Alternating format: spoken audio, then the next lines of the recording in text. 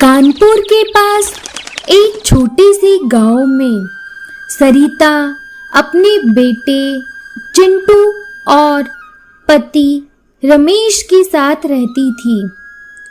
सरिता का पति रमेश काफी दिनों से बीमार था और वो कुछ काम नहीं कर सकता था। सरिता का पति पहले सब्जियां बेचने का काम करता था। वो अपने घर के साइड में एक छोटी सी जगह में सब्जियां उगाकर बेचा करते थे। अब जब से सरिता का पति बीमार है, सरिता सब्जी बेचा करती है। सरिता सुबह जल्दी उठकर घर के सारे काम करती है, फिर अपने पति रमेश को नहला धुलाकर उसे खाना खिलाती है, बेटा चिंटू को स्कूल पहुंचाती है और उसके बाद बगीचे से सब्जियां तोड़कर सब्जी का ठेला बाजार में जाकर लगाती है और चिल्ला चिल्ला कर सब्जियां बेचती है। सब्जी ले लो सब्जी, सब्जी ले लो सब्जी, ताजी ताजी सब्जी, ताजी ताजी सब्जी, लौकी भिंडी गोभी ले लो सब्जी ले लो। सरिता की सब्जियां बहुत ताजी होती हैं, इसीलिए उसकी सब्जियां रोज ही शाम तक सारी बिक जाया करती थी, क्योंकि गांव के सभी लोगों को पता था कि सरिता बहुत ही मेहनत से और ईमानदारी से अपने घर के बगीचे में सब्जियां उगाया करती है। एक दिन सरिता खाना पका रही थी, तभी रमेश उससे कहता है, सरिता, मेरे कारण तुम्हें बहुत मुसीबत झेलनी पड़ रही है ना? मेरा भाग्य कितना खराब है। मैं अपनी पत्नी और बेटे की भी देखभाल नहीं कर सकता। कैसे मैं पलंग पे पड़ा हूँ और तुम दिन रात मेहनत कर रही हो, मेरा भी ध्यान रख रही हो, चिंटू का भी ध्यान रख रही हो और घर का खर्चा चलाने के लिए सब्जियां भी बेच रही हो। सरिता, मुझे तो मेरे भाग्य पर बहुत अफसोस होता है। अरे, आप ये कैसी बातें कर रहे हैं? भाग्य बहुत अच्छा है हमारा। पहले तो आप काम करते थे ना, अभी 1-2 महीने से आप बेड पर हो, तो क्या आपका भाग्य खराब हो गया? भगवान की दया से मेरा भाग्य इतना अच्छा है कि मेरा सुहाग मेरे साथ है। भले वो जीवन भर पलंग पे पड़े रहे, पर उसका साथ मेरे लिए बहुत जरूरी है। आप चिंता मत करिए, मैं मेहनत करके थकती नहीं हूँ। मैं तो खुश हूँ कि मैं इतनी मेहनत करती हूँ कि आपका, चिंटू का और हम सब का ध्यान रख सकूं, और भगवान इसमें मेरा साथ भी देते हैं। आप ज्यादा मत सोचिए, खुश रहिए और कोशिश करेंगे हम कि आप जल्दी ठीक हो जाएं। दोनों पति पत्नी बात करते हैं, तभी चिंटू अंदर आता है। माँ, खाना बन गया क्या? जल्दी से खाना लगाओ, भूख लगी है। हाँ चिंटू बेटा, बैठो, मैं तुम्हें और तुम्हारे पापा के लिए खाना लगाती हूँ। सभी लोग बैठकर खाना खाते हैं और खाना खाकर सरिता घर के सारे काम निपटाकर सो जाती है। उसी रात जब सरिता गहरी नींद में सो रही होती है, उसके सपने में यमराज आते हैं और यमराज कहते हैं, ह ह ह ह सरिता, उठो, मैं तुम्हें लेने आया हूँ। मैं यमराज हूँ, तुम्हारा दिन आ गया है, चलो मेरे साथ। यमराज को देखकर सरिता घबरा जाती है और कहती है, नहीं नहीं महाराज, ऐसा मत करिए, मेरा चिंटू बहुत छोटा है और उसके पापा वो भी अभी कुछ नहीं कर सकते। मुझे कुछ समय दे दीजिए ताकि मेरे पति ठीक हो जाएं और मेरा चिंटू, उसके लिए मैं कुछ पैसे जमा कर सकूं। अभी मैं इन्हें छोड़कर नहीं जा सकती। कृपया मुझ पर दया करें और मुझे कुछ समय दे दीजिए।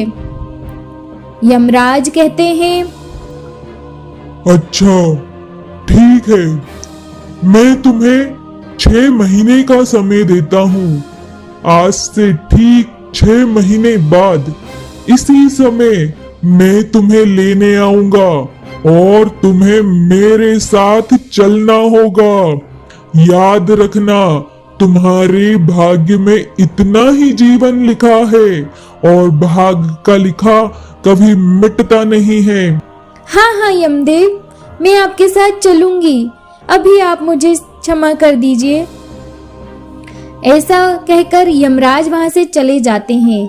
सुबह जब सरिता की नींद खुलती है तो सरिता भगवान के आगे हाथ जोड़ती है और कहती है, भगवान आपने मुझे कुछ समय दिया है, मैं इस समय का पूरा उपयोग करूंगी और पूरी मेहनत करूंगी ताकि मैं कुछ पैसे जमा कर सकूं और अपने पति को ठीक कर सकूं। अब सरिता पहले से भी ज्यादा मेहनत करती।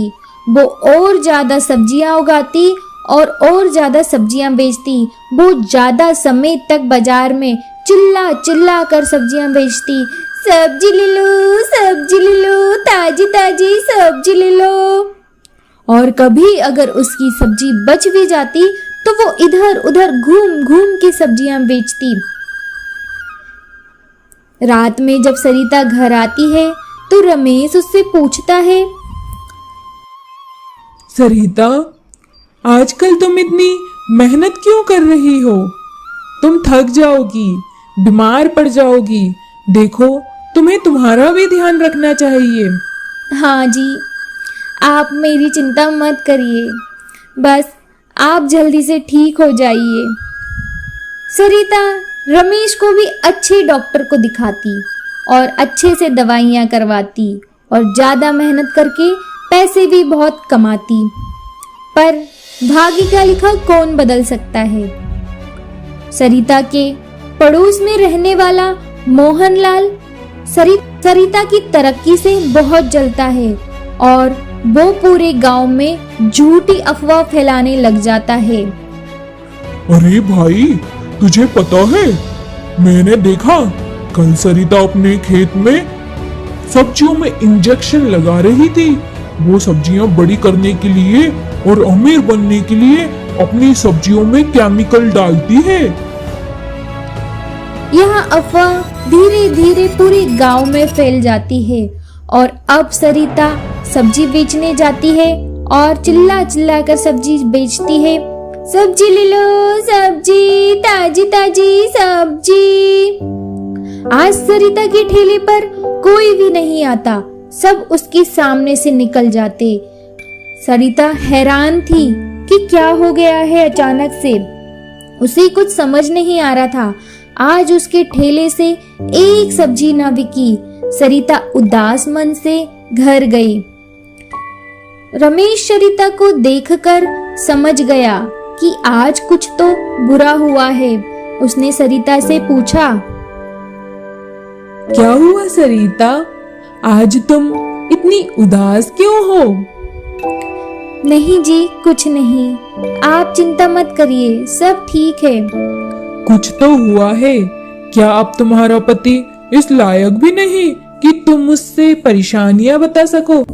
अरे नहीं नहीं, आप ये कैसी बातें कर रहे हैं। बस आज कोई ग्राहक नहीं आया, मेरी एक सब्जी नहीं बिकी। जहाँ मेरा पूरा ठेला खाली हो जाया करता था, आज एक सब्जी नहीं बिकी। मुझे तो कुछ समझ नहीं आ रहा है कि ये क्या हो रहा है मेरे साथ।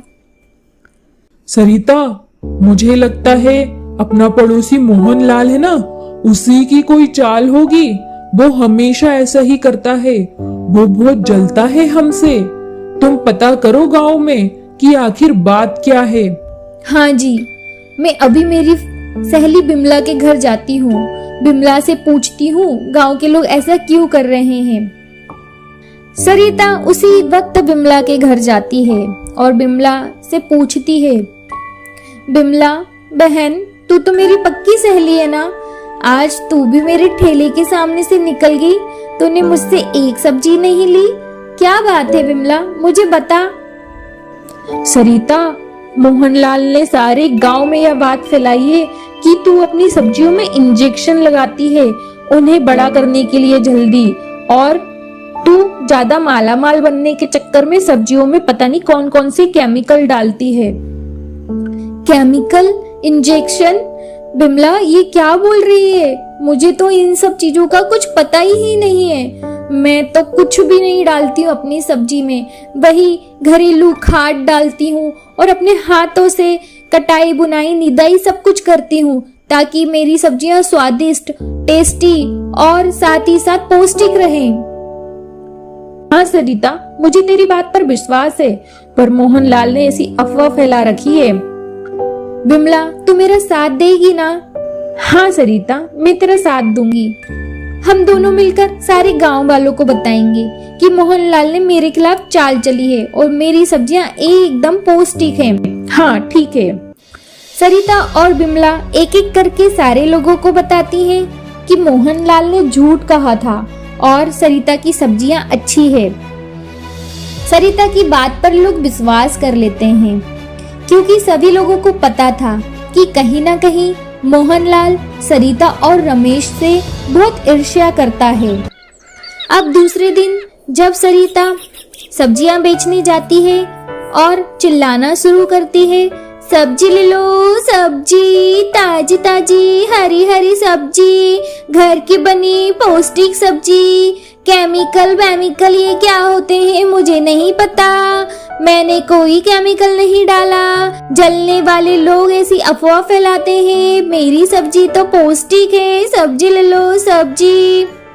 ये सुनकर फिर से लोग सरिता के ठेले पर आने लगते हैं और कहते हैं, अरे बहन जी, हमें पता है आपकी सब्जियां बहुत अच्छी होती हैं, उनका टेस्ट ही अलग आता है, आप इतनी मेहनत से जो उगाती हैं। हाँ भाई साहब, मैं कोई केमिकल नहीं डालती, आप किसी की बात में नहीं आइएगा। हाँ हाँ बहन जी, हम आपसे ही सब्जी लेंगे। आज सरिता खुश होती है क्योंकि उसकी सारी सब्जियां बिक जाती हैं और जब घर जाती है तो रमेश पूछता है, आज तो तुम बहुत खुश लग रही हो, लगता है सब लोगों को तुम्हारी बातों पर विश्वास हो गया है। हाँ जी, मैं आज बहुत खुश हूँ। मेरे पास ज्यादा समय नहीं है, इसलिए मैं जल्दी से जल्दी बहुत पैसे कमाना चाहती हूँ। समय नहीं है? ये क्या कह रही हो तुम? अरे नहीं नहीं, कुछ नहीं, मेरे मुंह से बस ऐसे ही कुछ भी निकल गया था। चलिए मैं खाना बनाती हूँ। ऐसे ही धीरे धीरे समय बीतता है और वो रात आ जाती है, 6 महीने बाद की रात, जब यमराज ने सरिता से कहा था कि आज के दिन मैं तुम्हें लेकर ही जाऊंगा। आज सरिता घर में सबके लिए खीर, पूड़ी, हलवा, अच्छे अच्छे पकवान बनाती है, अपने पति को खिलाती है, अपने बेटे को खिलाती है और खुद भी खाती है। सरिता बहुत से पैसे इकट्ठे कर लेती है और उसका पति रमेश वो भी अब बहुत अच्छा हो जाता है, चलने फिरने लगता है। अब सरिता को कोई चिंता नहीं थी, यमराज के साथ जाने के लिए अब वो तैयार थी। उस रात सरिता अपने पति और बेटे से बहुत बातें करती है, बेटे को कहानी सुनाकर सुलाती है और अपने घर को अच्छे से निहार कर और फिर सो जाती है। जब वो गहरी नींद में होती है, यमराज उसके सपने में दोबारा आते हैं और कहते हैं, सरिता, अब तैयार हो तुम? चलो मेरे साथ। सरिता कहती है, हाँ यमदेव, अब मैं तैयार हूँ। आपने मुझ भाग्यशाली को 6 महीने का समय दिया, उसमें मैंने सारे काम अपने कर लिए हैं। मेरे पति रमेश अब बिल्कुल ठीक हैं, वो मेरे चिंटू का ध्यान रख सकते हैं और मैंने इतने पैसे जमा कर दिए हैं कि चिंटू आराम से अपनी पढ़ाई लिखाई कर सकता है। अब मुझे कोई चिंता नहीं है, अब मैं आपके साथ चल सकती हूँ। यमराज सरिता की बातें सुनकर बहुत खुश होते हैं और कहते हैं, सरिता, आज तुमने अपनी मेहनत, ईमानदारी और प्रेम से अपना भाग्य बदला है। मैं तुम्हें जीवन दान देता हूँ। आज मैं तुम्हें ले जाने नहीं आया। मैं तुमसे बहुत खुश हूँ। स्वयं विष्णु ने मुझे ये आदेश दिया है कि मैं तुम्हें जीवन दान दूं। तुमने अपनी मेहनत, ईमानदारी और प्यार से अपना भाग्य बदल लिया है। कहते हैं भाग्य का लिखा कभी मिटता नहीं, पर तुमने अपना भाग्य का लिखा मिटाया है। सरिता बहुत खुश होती है और जब सुबह उठती है तो आज की सुबह उसे एकदम नई सुबह लगती है। उसे लगता है आज ही उसका जन्म हुआ है। अब तीनों पति पत्नी खुशी खुशी अपना जीवन बिताते।